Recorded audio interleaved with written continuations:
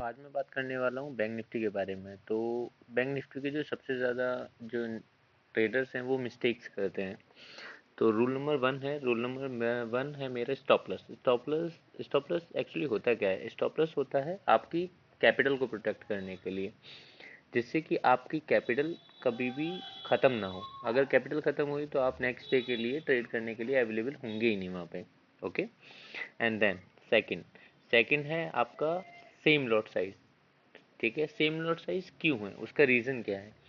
Actually क्या है कि हम क्या करते हैं, हम मिस्टेक्स ये करते हैं, जैसे कोई भी क्वांटिटी किसी रेंज में, मान लो आज आज की जो भी डेट है, आज हमने कोई भी लिया लॉट साइज, तो वो 500 रुपये पे है। अगर वो थर्सडे जाएगा तो वही आपको जो लॉट का जो प्राइस है वो आपको 100 रुपये या 50 रुपये में मिलेगा। तो आप करेंगे क्या, पहले आप 500 रुपये देखेंगे तो आप एक लॉट साइज लेंगे। लेकिन अगर आप वहाँ पर अगर आप थर्सडे को देखेंगे वो 50 रुपये मिलेगा तो आप क्वांटिटी बढ़ा देंगे। तो उससे होता क्या है कि आपके लॉस होने के चांसेस बहुत ज़्यादा बढ़ जाते हैं, जो कि रिस्की है। तो मे बी मैं ये चाहता हूँ आपसे कि अगर आप सेम एक ही क्वांटिटी में अगर आप ट्रेड करेंगे 1 मंथ या 2 महीने तक कंटिन्यू सीखने के लिए, तो वो आपको प्रॉफिटेबल ही रहेगा। अगर आप 50% भी अगर आप श्योर हैं तो आपकी कैपिटल नहीं जाएगी, राइट। थर्ड पॉइंट है कैरी फॉरवर्ड। तो कैरी फॉरवर्ड मैं इसलिए बोलूँगा क्योंकि कैरी फॉरवर्ड अगर आप कॉल करते हैं ना, तो उससे होता क्या है, एक्चुअली क्या है कि मार्केट को चलाने के लिए जो आपके बाहर के जो एफआई और डीआई हैं और जो फॉरेन इन्वेस्टर्स हैं, वो ही आपके मार्केट को चलाते हैं, राइट। और यूएसए मार्केट चलाती है। तो कहने का मतलब आप कैरी फॉरवर्ड जब करें जब आप श्योर हों, जैसे कि कोई भी बूमर आती है सीई के लिए या पीई के लिए, तो आप ट्राई कर सकते हैं। अदरवाइज आप कैरी फॉरवर्ड कॉल ले ही ना। ठीक है।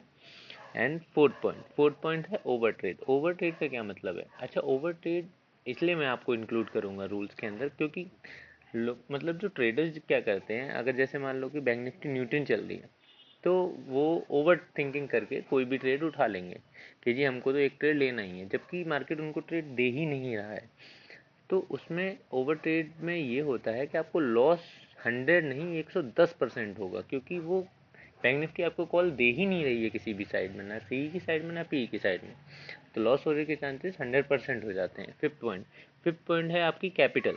तो कैपिटल इन द मीन्स, मैं कैपिटल इसमें इंक्लूड इसलिए करूँगा क्योंकि एक्चुअली होता क्या है कि आप मान लो आपके पास में 10,000 रुपये हैं, तो आप टोटल कैपिटल को इंक्लूड करके आप बैंक निफ्टी में ट्रेड करोगे। जबकि होता क्या है कि उसको करना ये चाहिए कि आपको 3 से 4 टाइम उसको डिवाइड करना चाहिए। उसके बाद में आपको जो अमाउंट थर्ड या फोर्थ पॉइंट पे आता हो, जैसे मान लो 10,000 रुपये में से आपको